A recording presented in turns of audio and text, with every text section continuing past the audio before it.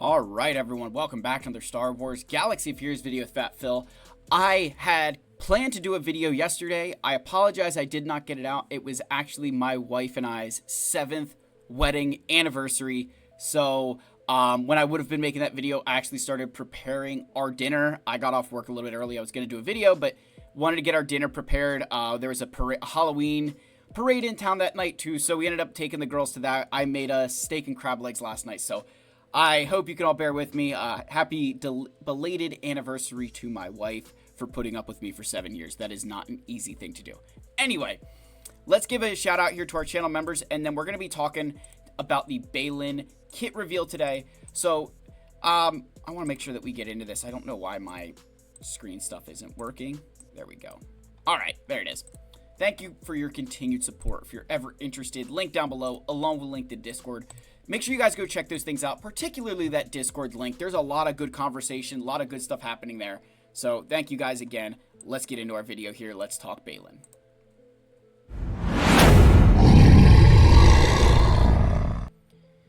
All right, folks, so we're going to be looking at Baylan's kit reveal, but first and foremost, we've got a massive channel update for all of you today. We've got something really, really special cooked up. My guild is going to be going for ops on Malachor, and we have a relic 9 that is needed. The day has finally come that our king will be relic 9. The best part of this is when we release, whenever we go into our guild, they'll release what operations we need to complete, and the officer for territory battles reached out to me individually. Shout out Jay Smith, was like, I'm assuming you want Wampa. Like, they just put my name next to it. They knew it was going to happen. So here we go. Wampa to relic 9. Here we go for the guild. We are another relic 9, one step closer to being complete. They'll probably release relic 10 tomorrow, knowing my luck. So Wampa is now officially relic 9. We've got a relic 9 Wampa before 7 of our galactic legends. Love to see it. All right, enough with that, guys. Our king finally relic 9. Let's get into our Baylan kit reveal here. I'm gonna keep the fat face now because the new forms are a little bit smaller. So, I mean, this 3D artwork, so sick, the 2D stuff. So, tank, leader, we knew all that stuff. Now, they give you a bit of information. There's a lot of stacks of offense and defense, which will also tell you how to mod him. That maybe similar to General Skywalker, he's going to want, defense sets and offense sets. We'll have to kind of see. He is a tank, so maybe more survivability is better. He likes to keep his taunt up. He hands out lots of stacks on things. They keep mentioning stacks. We're not going to go over the inspiration. It's all from the show, right? He is an epic confrontation character. I will say, I have not seen anywhere, so if anybody can point it out to me, I don't know the cadence of his event. As an epic confrontation, the last one of these that we had was Bo-Katan, and she was a monthly release. With Baylan, I'm not sure if they're going to continue with that monthly trend, or they just leave him at quarterly, but they did say that there will be an exclusive Datacron that will be handed out during the first run of this epic confrontation event. So it's almost one of these things where you have to make this decision of, hey, if you really want Baylan, I mean, he's coming soon. It's going to be on the 31st, so, later this month, that we'll be getting Baylan in that exclusive Datacron. So plenty of time for people to get prepared, right? Now, as the leader, he will hand out stacks of Soldier of Fortune to mercenary allies, including the existing characters who receive the mercenary tag retroactively. Again, the characters who, like Shin, Merrick, and Baylan are all new. All the characters who then got it added to them. That's who they're referring to. Baylan is going to double these stacks. They're going to get them for how many allies are there. Like, there's a lot of things playing into account here. Just know this team is going to be really friggin' good. Again, they talk about his requirements here, and his event will run for a limited time window and require that you have those characters at Relic 7. So here's the basic. That was a mistake. And it's very similar to this style of lightsaber fighting that he had in the Ahsoka show. A little bit slower, but very brutal.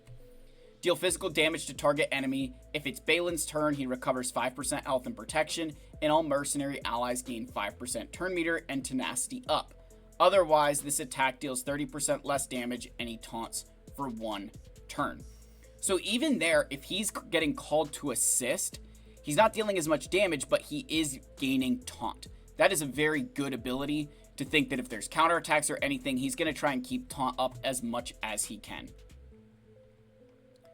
Next is One Must Destroy.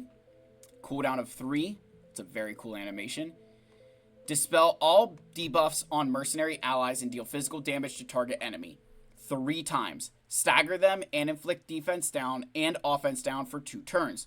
Baylan Skoll taunts for 2 turns, and all mercenary allies gain offense up and potency up for 2 turns. So a lot of stuff going on there. So he has a taunt that he can activate on his turn, and then through his basic attacking out of turn, he also can gain taunt. Power such as you have never dreamed. I love that animation. That's really cool. Deal physical damage to all enemies. Dispel all buffs on them and stun them for 1 turn. Enemies who resist this stun lose 50% turn meter instead, which can't be evaded or resisted. Whenever this ability is used, Baylan gains 5% tenacity, and if he has more than 40 stacks of Soldier of Fortune, all mercenary allies gain 20% offense stacking for the rest of battle. These effects persist through defeat. So if you kill Baylan, that offense that they stacked doesn't go away. He has Grand Arena Omicron, so while in Grand Arenas, enemies who resist the stun ability from this resist the stun from this ability lose 100% turn meter instead, which can't be resisted. Inflict armor shred on all enemies until the end of battle. Whenever this ability is used, all mercenary allies gain 10 speed stacking, max 100 until the end of battle. This effect persists through defeat. So here, you're not only giving them additional offense, but additional speed.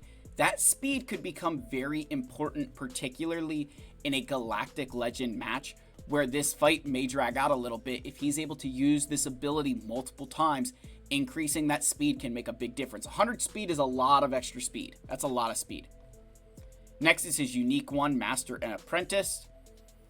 If Shinhati is an ally at the start of battle, Baylan gains 5 stacks of Soldier of Fortune. If Merrick is an ally, Baylan gains another 5 stacks.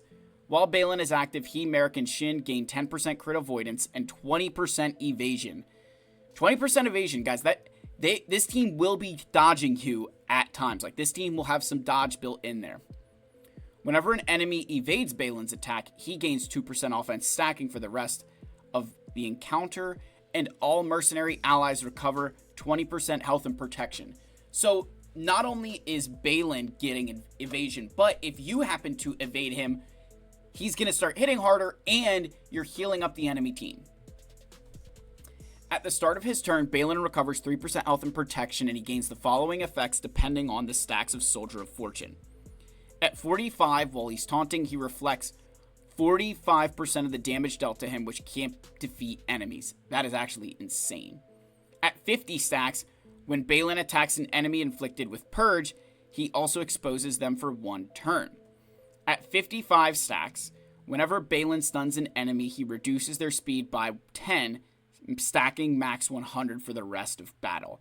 So I'm very curious if that will work on Galactic Legends, that you could reduce their speed. So think, if you can reduce their speed, and if you can, I guess it has to be stunning an enemy. So if you can't stun the enemies, they can't lose speed. So disregard that. But you think about enemies who can be stunned, that's a big deal. When in Grand Arenas, at the start of his turn, Baylan gains the following additional effects depending on how many stacks he has. So if he's damaged while taunting, he grants a random other mercenary ally speed up for 1 turn. When Baylan attacks an enemy inflicted with Purge, he also reduces their tenacity by 20% until the end of battle, stacking to 100%. At 55 stacks, whenever Baylan stuns an enemy, he also increases their cooldowns by 1. That is not... So, my only, like, I don't want to say, like, but what I don't understand with that. So, I don't know that this is right. So, when you stun an enemy, you're gonna, like, you just miss your next turn. So, you'd need to increase their cooldowns by 2 for it to do anything. I guess the only thing they're going with here is that if you would happen to get them out of stun with a cleanse, they can't use an ability. But if that character's just going to sit there stunned, a 1-turn cooldown reduction does nothing, because they're going to come out of stun, they take their turn, and now their cooldown is back to normal. So the only time I really see this being impactful is if that stun gets cleansed, and then they have to use a basic, which again, fine. But I don't think it's this. That's not a fantastic thing, to be perfectly honest. Because if you're just going to stun lock people, doesn't matter how many times you increase their cooldowns, right? Unique to Soldier of Fortune. At the start of battle, Baylan Skoll gains 1 stack of Soldier of Fortune for each relic amplifier level he has.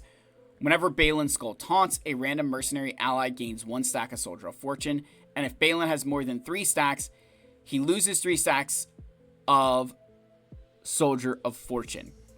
Whenever Baylan is damaged while taunting, he gains 1 stack of Soldier of Fortune. Whenever he has more than 3 stacks, he loses 3 stacks. Okay. At the start of their turns, all mercenary allies gain 5% health steal stacking and 2% defense stacking for each stack of Soldier of Fortune they have until the start of their next turn. Okay. It's interesting. So he's going to lose 3 stacks when he has more than 3 stacks. Leader, it's all inevitable.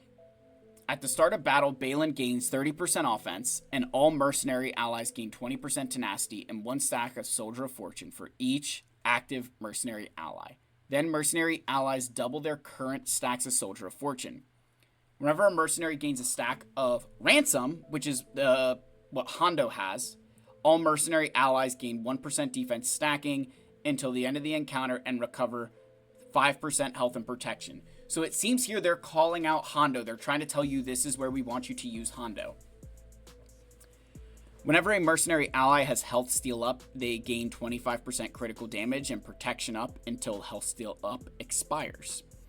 Whenever a mercenary ally is dazed or stunned, they dispel it and all mercenary allies recover 25% health and protection. If there are no enemy galactic legends, whenever a mercenary ally is infected with fear, all mercenary allies gain 50% bonus max protection and offense stacking until the end of the encounter. So fear is not going to be good for these guys. And remember, that's Trench, that's Darth Revan. They've got fear mechanics inside of their kits. Like that's a problem, right? 50% bonus max protection and offense is a scary thing. Whenever they're infected with fear, they'll also recover 50% health and protection. Deal true damage to all enemies which can't be evaded or defeat them. Blind them for 1 turn, which can't be evaded or resisted. And inflict them with healing immunity for 1 turn, which can't be evaded, dispelled, or resisted. Right, so this is all if they were inflicted with fear. Whenever a mercenary ally assists or attacks at a turn, they gain 2 stacks of Soldier of Fortune. The first time each other mercenary ally falls below 50% health, Baylan taunts for 2 turns, which can't be dispelled or prevented. Wow. While taunting, Baylan has 50% defense, 30% tenacity, and retribution until taunt expires. So there's where that retribution comes in handy. He's got counterattacks. So on his basic, right, if it's not his turn, he's going to deal less damage, but he'll keep that taunt up, right? So that was kind of where that's coming from here. Let's keep going back down. While taunting, Baylan has this. Okay, retribution. There we go. While in Grand Arenas, at the start of battle, Baylan taunts for 2 turns. If there is a non-galactic legend Ahsoka enemy, mercenary allies ignore protection and are immune to critical hits and healing immunity, and they expose all enemies and inflict them with healing immunity for 1 turn, which can't be evaded or resisted at the start of each of their turns. Jeez, the wheeze. If there are no enemy galactic legends, whenever Baylan taunts, he inflicts all enemies with doubt for 1 turn.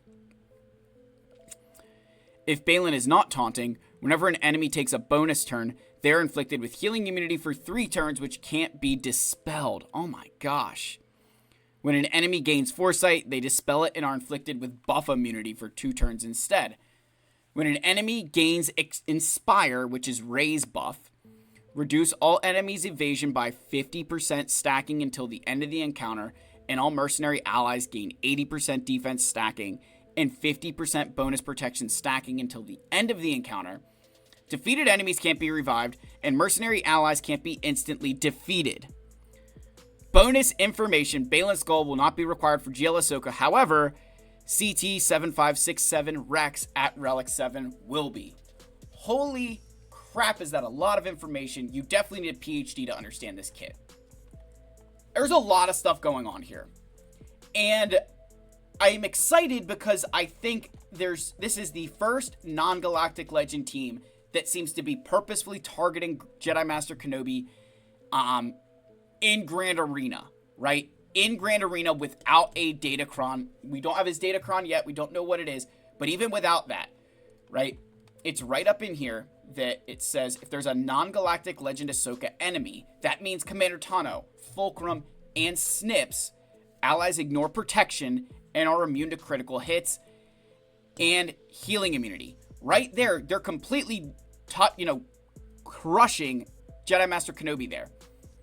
They expose enemies and inflict them with healing immunity for 1 turn, which can't be evaded or resisted, at the start of their turns. That is so brutal. That is a devastating thing for Jedi Master Kenobi, especially when you think that the whole point of that team is that you have to get through the protection up, and then you have to get through their protection, and then finally their health. You're ignoring all the survivability of that Jedi Master Kenobi team here. So this, to me, is the first non-GL team that without a Datacron is meant to truly, truly counter Jedi Master Kenobi and do it, I would say, what's the word here? And do it consistently. I think Inquisitors have a shot, but they really need some Datacrons at times.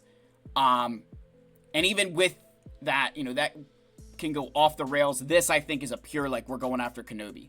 And then even talking about the inspiration down here, right?